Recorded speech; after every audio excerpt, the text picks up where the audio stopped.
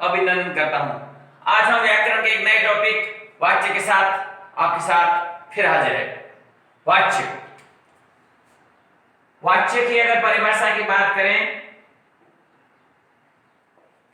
वाक्य में प्रयुक्त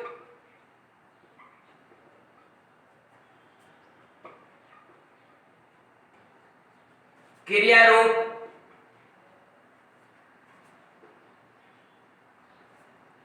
कर्ता, कर्म या भाव किसके अनुसार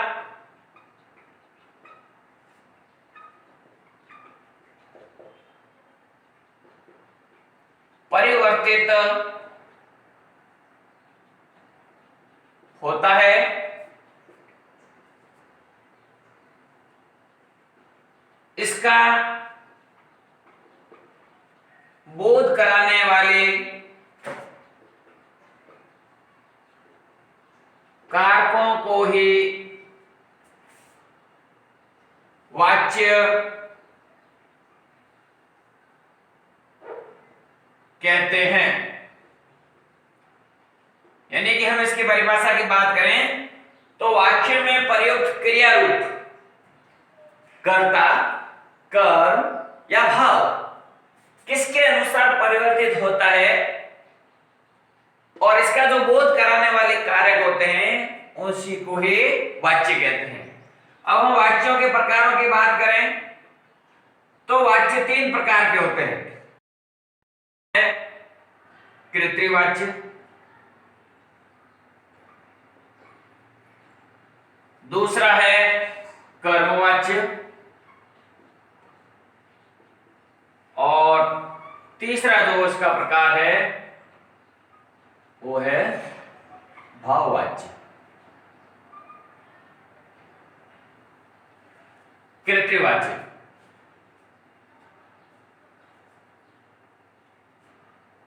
क्रिया का लिंग और वचन अगर कर्ता के अनुसार परिवर्तित और प्रभावित होता है तो वो वाक्य कृत्रिवाच्य की श्रेणी में जाएगा। जैसे हम एक उदाहरण लेते हैं, राम लिखता है। जैसा कि इसकी परिभाषा कह रही है, क्रिया का लिंग और वचन कर्ता के अनुसार जब प्रभावित होता है तो कृत्रिवाच्य कहलाता है। राम लिखता है, अगर हम इसकी जगह मान लो सीता करें तो सीता लिखता है नहीं होगी, सीता लिखती है होगी। यानी जो क्रिया का रूप हो रहा है वो इस कर्ता के कारण चेंज हो रहा है और जब कर्ता के कारण क्रिया का लिंग और वचन चेंज होता है तो वाक्य कृत्रिवाच्य की श्रेणी में जाता है। जैसे हम एक उदाहरण लेते हैं, लड़कियां पत्र लिखती हैं। अब इसके अंदर जो ये क्रिया है, अब यहां पर जो पहले हमने वचन एक वचन लिया था उस वचन का हमने रूप बदला है और यहां पर बहुवचन किया है।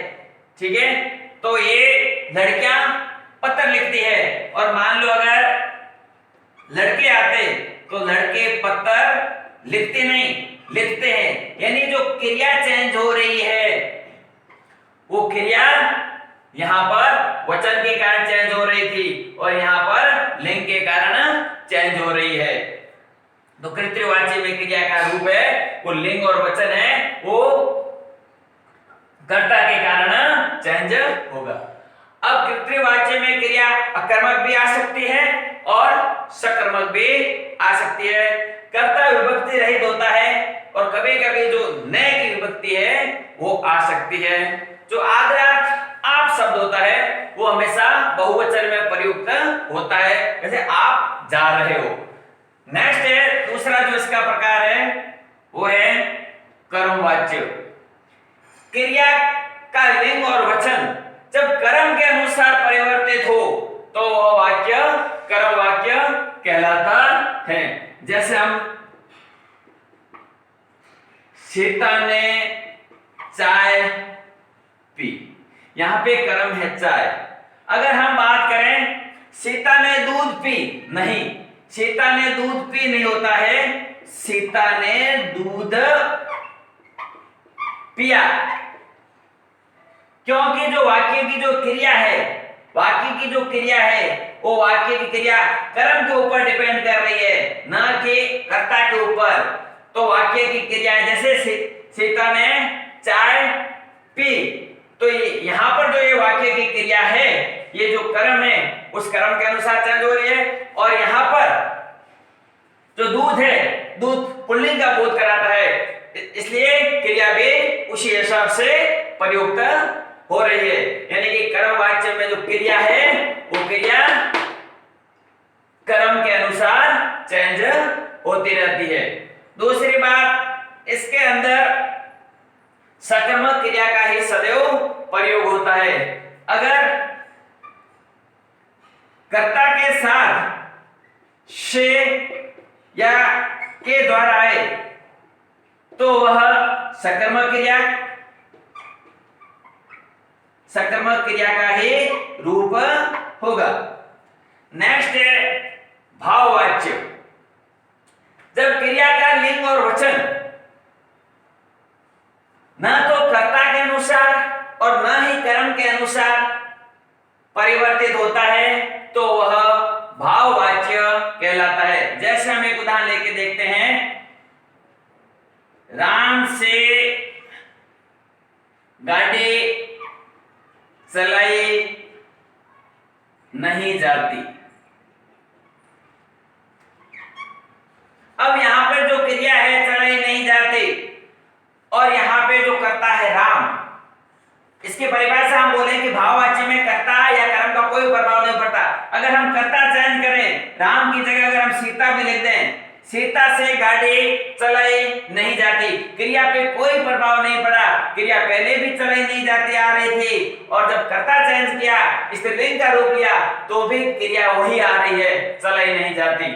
और अगर हम इसका कर्म का बहुवचन का रूप लें, जैसे हम कहें